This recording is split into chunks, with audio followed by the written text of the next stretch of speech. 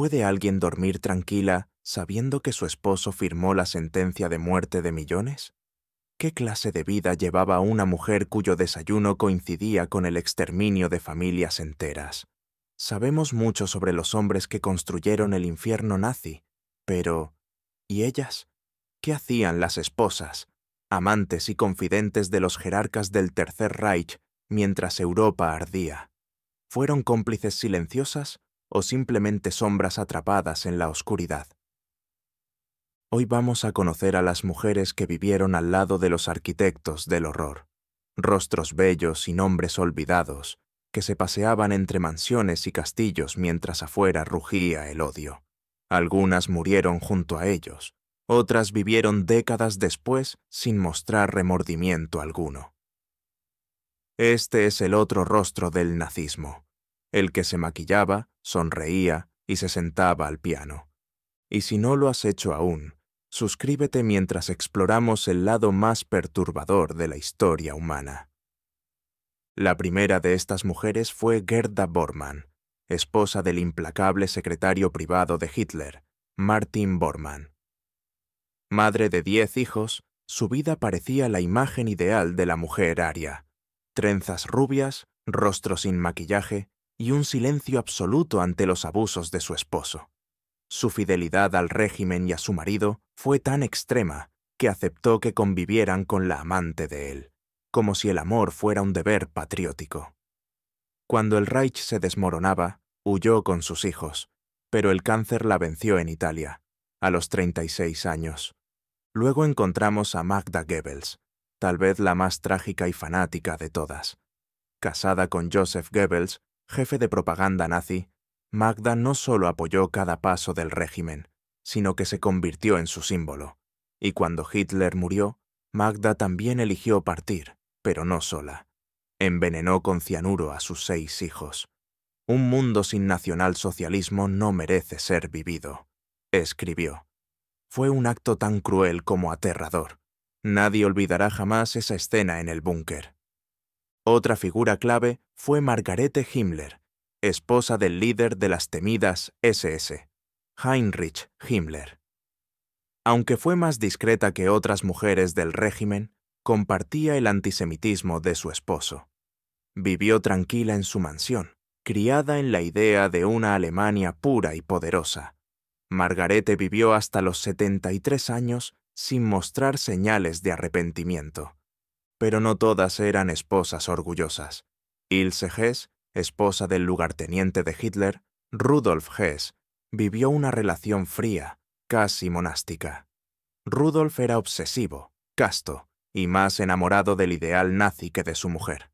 Aún así, Ilse fue una ferviente creyente en la ideología, y le fue fiel incluso cuando él fue capturado por los aliados. Vivió hasta los 95 años, llevando el apellido con dignidad, aunque cargado de sangre. No podemos dejar fuera a Gudrun Himmler, hija de Heinrich Himmler, una adolescente cuando terminó la guerra, pero que nunca repudió el nazismo.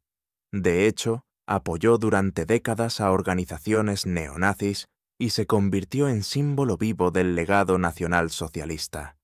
Fue llamada la princesa nazi y murió en 2018, sin cambiar nunca de postura. Y finalmente, Eva Braun, la esposa de Hitler por menos de 40 horas, la mujer que lo amó con devoción. Su vida fue una mezcla de romance, manipulación y sumisión. Aunque muchas veces se la presenta como ingenua, sus escritos muestran una comprensión clara de lo que ocurría a su alrededor, y eligió quedarse. Estas mujeres vivieron al lado del poder más siniestro de la historia moderna. Algunas por amor, otras por ambición, otras simplemente por fanatismo. Pero todas compartieron techo, cama y conciencia con asesinos. ¿Podemos perdonarlas? ¿Podemos separar la responsabilidad de quien empuña el arma y quien aplaude desde la sala? Mientras Alemania se desangraba en los últimos días de la guerra, muchas de estas mujeres enfrentaban por primera vez las consecuencias del mundo que ayudaron a sostener.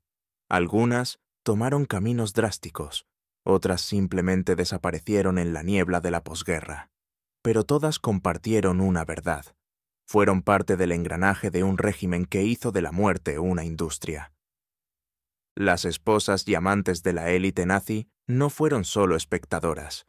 Algunas, como Magda Goebbels, llevaron el fanatismo al extremo, sacrificando incluso a sus propios hijos en nombre de una ideología.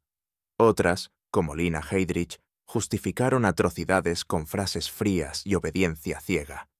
Incluso aquellas que intentaron reinsertarse en la sociedad después de la guerra, lo hicieron sin mostrar remordimiento real. Vivieron cómodamente mientras millones sufrían, y ese lujo tenía un precio. Muchas de estas mujeres fueron juzgadas en los procesos de desnazificación, pero los castigos fueron, en la mayoría de los casos, leves. 1 año de cárcel, la confiscación de propiedades, el exilio social. Nada comparado con el dolor causado por los hombres a los que ellas defendieron, apoyaron y amaron. La justicia llegó tarde, y, para muchos, fue incompleta. El caso de Gudrun Himmler es particularmente inquietante. En lugar de alejarse del pasado de su padre, eligió abrazarlo. Formó parte de redes de apoyo a antiguos nazis y nunca ocultó su simpatía por las ideas que devastaron Europa. Fue la cara visible de una generación que, en lugar de arrepentirse, se atrincheró en la nostalgia de un pasado criminal. Y sin embargo, hay una pregunta que resuena con fuerza. ¿Hasta qué punto una esposa debe ser juzgada por los crímenes de su marido? ¿Dónde termina la lealtad y comienza la complicidad? En el caso de las princesas nazis, la línea parece difusa, pero si algo queda claro, es que el silencio y la indiferencia también matan.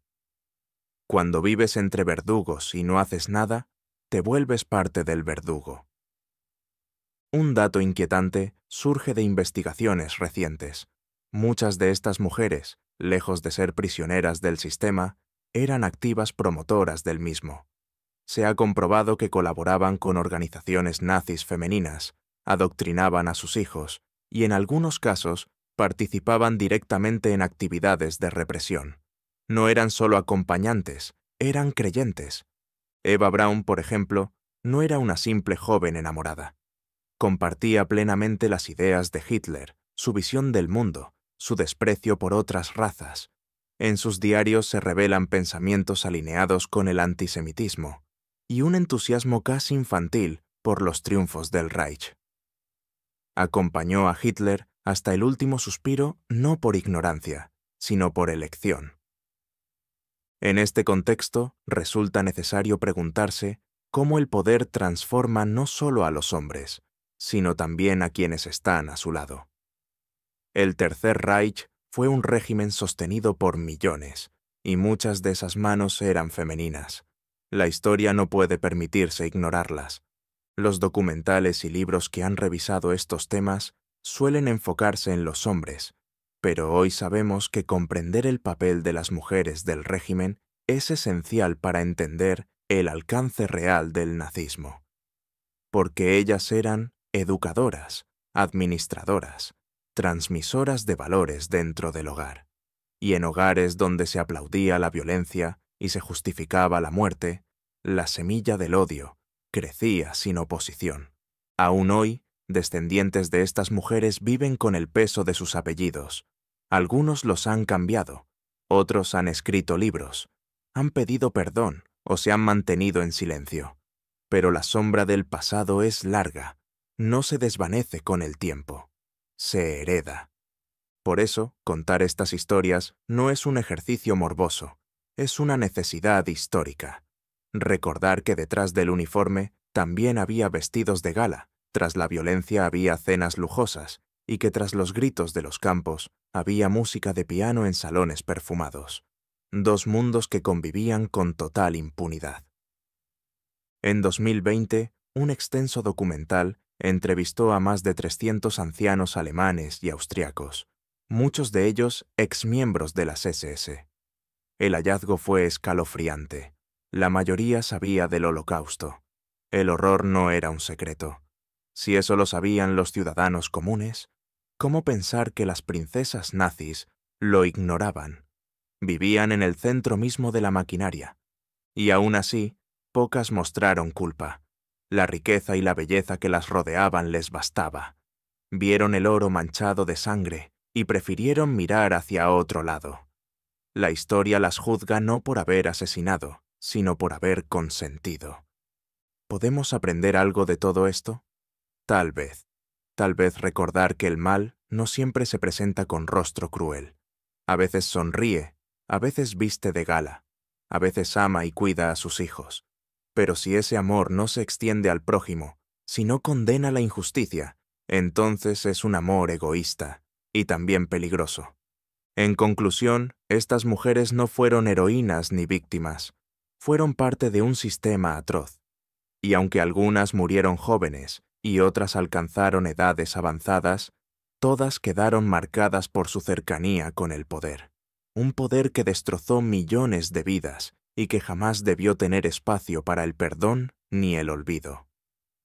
Si este video te hizo reflexionar, te invitamos a compartirlo y dejar tu opinión en los comentarios. ¿Crees que estas mujeres fueron cómplices? ¿O fueron arrastradas por las circunstancias?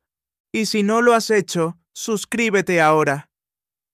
Seguiremos explorando los rincones más oscuros y sorprendentes de la historia humana, porque solo conociendo el pasado podemos evitar repetirlo. Gracias por acompañarnos hasta el final. Hasta la próxima entrega.